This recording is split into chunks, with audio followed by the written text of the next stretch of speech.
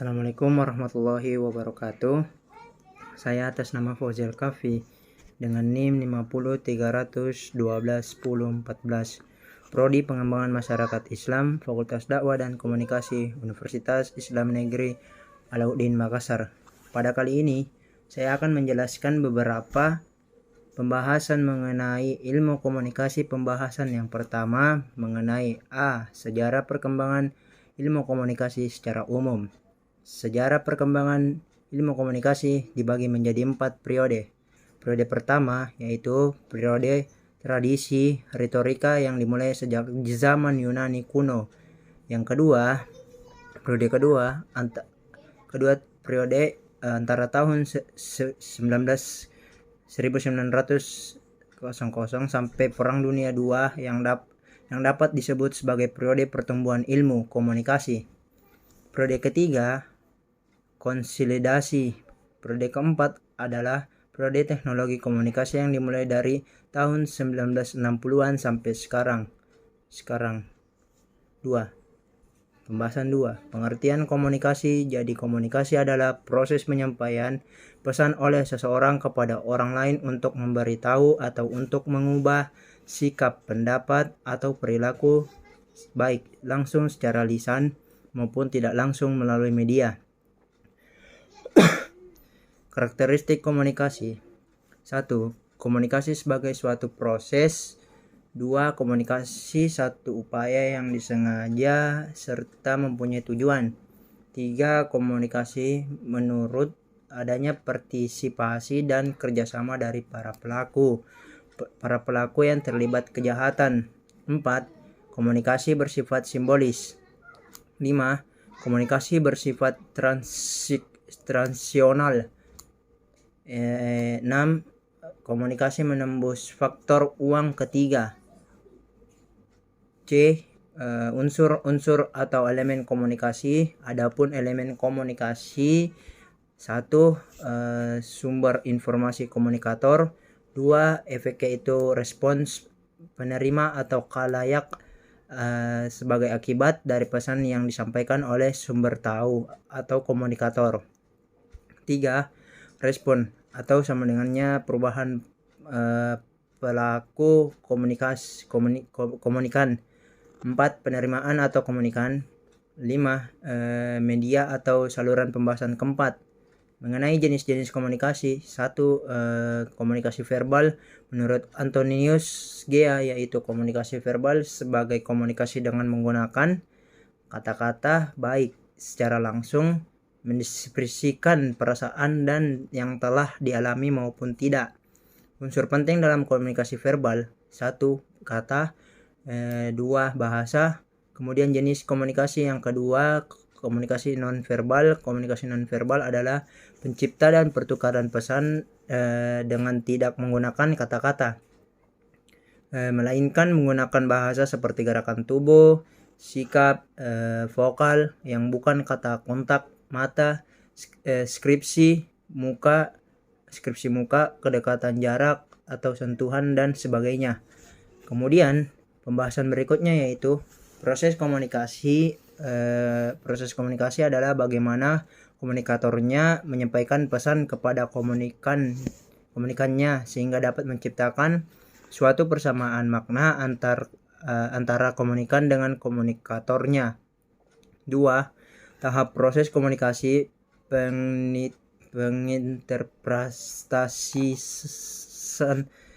penginterpretasian.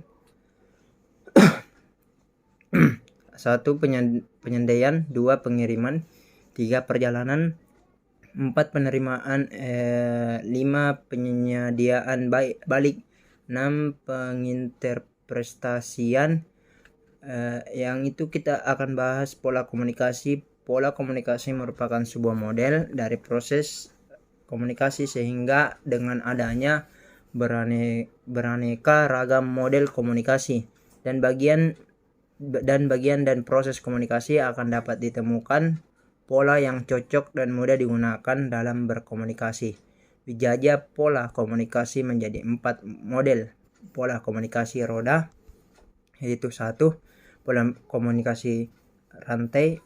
pola komunikasi lingkaran, 3 pola komunikasi bintang, 4 pola komunikasi roda.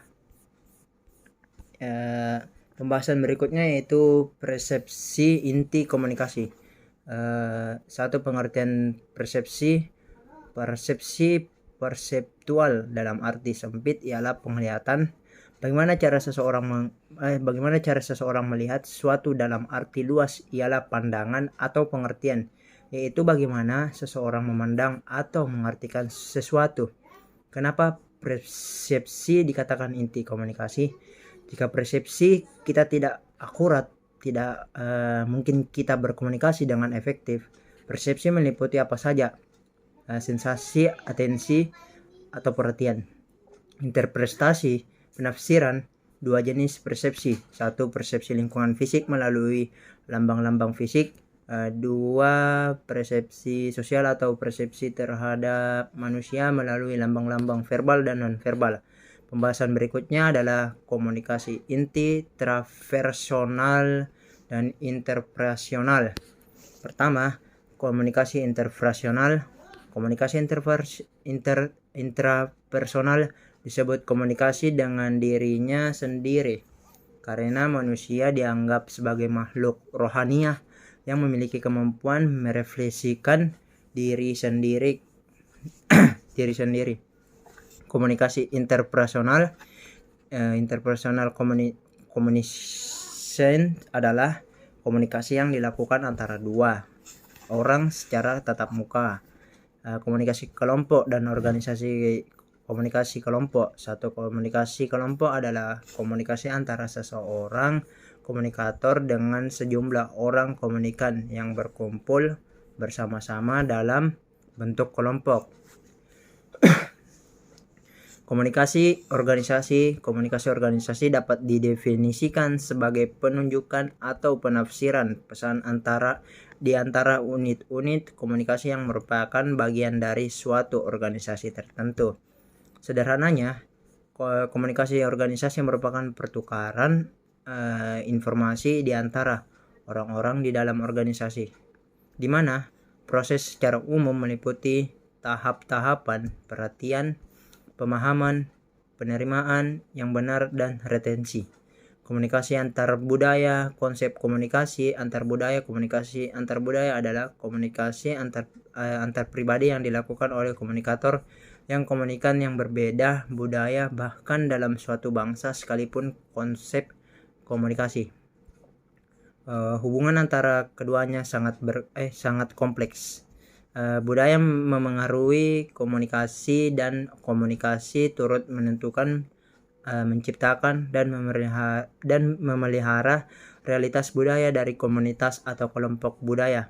Istilah dalam komunikasi antar budaya etnik adalah suatu kesadaran atas kesamaan sebuah budaya atau sebudaya tertentu berdasarkan kesamaan ras, agama, asal-usul, keturunan, bahkan peran dan fungsi tertentu. 2. Ras adalah pencirinya berdasarkan unsur fisik dan genetika keturunan. 3.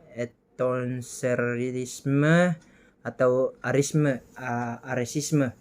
paham bahwa kelompok kebudayaannya lebih baik.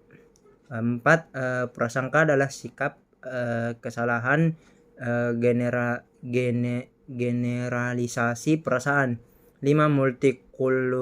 Multikulturalisme. 6. Keragaman budaya. Komunikasi massa. Sejarah komunikasi massa. Melvin Defleur dan Sandra Balrokaish menyebutkan terdapat 5 jenis revolusi komunikasi massa, yaitu 1. Zaman tanda dan syarat. 2. Zaman bahasa atau lisan. Zaman bahasa lisan, pengertian komunikasi massa. Komunikasi massa adalah proses di mana organisasi media membuatnya atau menyebarkan pesan pada khalayak banyak publik Unsur-unsur penting dalam komunikasi massa adalah 1. Komunikator, 2. Media massa, 3. Informasi atau pesan, 4. Gatekeeper, 5. Khalayak publik. Komunikasi dan dakwah dalam pengembangan masyarakat Islam. Relasi antara komunikasi dan dakwah dikembangkan dengan ilmu komunikasi, dan ilmu komunikasi juga mengalami perluasan area dan perkembangan melalui intensitas dakwah. Konsep pengembangan masyarakat Islam. Pengembangan masyarakat Islam adalah suatu gerakan yang dirancang guna meningkatkan taraf hidup keseluruhan masyarakat melalui partisipasi aktif dan inisiatif dari masyarakat. Cara pandang dalam pengembangan masyarakat Islam. Community development sebagai suatu proses terdahulu dipandang sebagai suatu siklus maupun paradigma yang berkesinambungan. Community development sebagai suatu metode tahrika. Cara-cara pelaksanaan proses community development sebagai suatu program bernamai bagian integral dari pembangunan nasional. Community development sebagai suatu atau gerakan movement harakah atau yang disebut dengan harakah, menyadarkan warga masyarakat sehingga mereka dapat terlibat secara emosional dalam kegiatan yang telah diputuskan secara bersama. Komunikasi dan hubungan masyarakat. Konsep dasar humas. Menurut Gura, humas adalah kegiatan manajemen komunikasi antara satuan organisasi dengan berbagai macam publiknya. Komunikasi dalam hubungan masyarakat publik relation. Komunikasi dalam hubungan masyarakat publik relation meliputi bahasan tentang hubungan-hubungan dalam hubungan masyarakat, baik hubungan dengan publik dalam organisasi internal publik maupun dengan masyarakat di luar organisasi atau yang disebut dengan eksternal publik. Pendekatan dalam mengadakan hubungan serta tentang proses atau tahap-tahap kegiatan hubungan masyarakat. Hubungan dalam humas purel atau disebut purel internal public relation. Hubungan dengan publik dalam internal public relation dibagi dua. 1. Hubungan dengan karyawan employer relation. 2. Hubungan dengan pemegang saham atau yang disebut dengan stockholder relation. External public relation. Hubungan dengan publik luar meliputi hubungan dengan langganan customer relation. Hubungan dengan masyarakat sekeliling community relation. Hubungan dengan pemerintah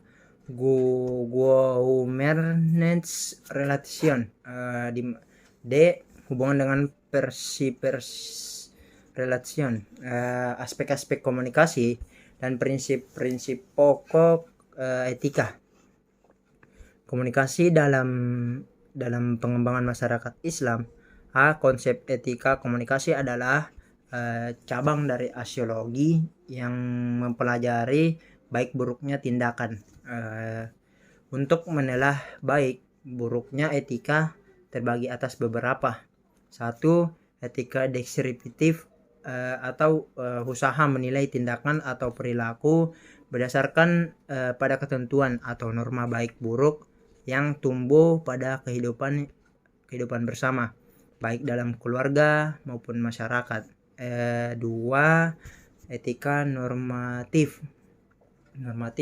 Norma-norma yang menuntun tingkah laku manusia serta member penilaian dan himbauan kepada manusia untuk bertindak sebagaimana seharusnya berdasarkan norma-norma dalam masyarakat. 3. Etika komunikasi. Norma-norma yang menuntun tingkah laku manusia serta memberi penilaian dan himbauan kepada manusia untuk bertindak sebagaimana seharusnya berdasarkan norma dalam masyarakat. 4. Etika komunikasi adalah norma, nilai, atau ukuran tingkah laku yang baik dalam kegiatan komunikasi. Saya akan membahas aspek-aspek etika komunikasi. Aspek politik, aspek sifat manusia. 3. Aspek dialogis. 4. Aspek religius. Prinsip etika komunikasi. 1. Menjalin hubungan baik terhadap lawan bicara. 2. Memperhatikan isi pembicaraan. 3. Tidak menimpali pembicaraan. 4. Saling menghargai. Oke, sekian dari saya. Wabillahi taufiq hidayah. Wassalamualaikum warahmatullahi wabarakatuh.